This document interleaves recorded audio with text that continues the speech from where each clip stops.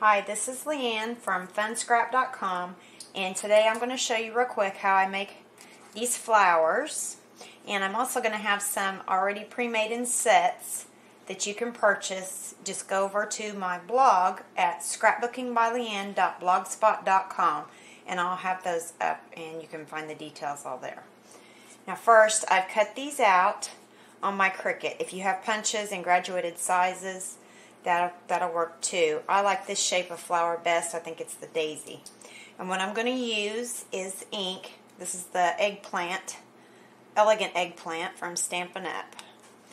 With this color. And you just want to take, I use a makeup sponge. You can use the finger daubers or whatever you'd like to use for your ink.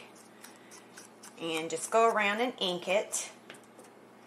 You don't have to worry about getting down in deep because once you layer the flowers, that's going to be all covered up and it won't show. And you just ink your petals.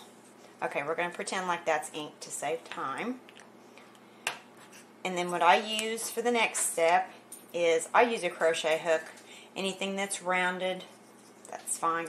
I lay that petal here in the crease where my two fingers are, and I just crease it down. Make a little spot. And it doesn't have to be perfect. It's just going to help you crease that. I'm using a heavier cardstock. I'm using Vaseline. Sometimes the crease marks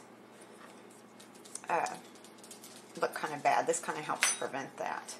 And then I just take it and kind of pinch it up. Put my finger in there and pinch it up. And there. And pinch the ends real well, but not too hard. You don't want a huge crease. And then just pull all those petals up. And then I just kind of pinch it like this. And then that's that one. And here I've already got these inked and pinched and creased. And then you're just going to go in and layer them with your adhesive. I'm using the Tombow glue. Just whatever, probably a liquid adhesive would work better. And if you wanted to, you could even put dimensionals or some kind of craft foam in between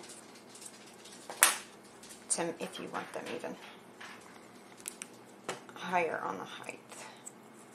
And then just alternate your petals.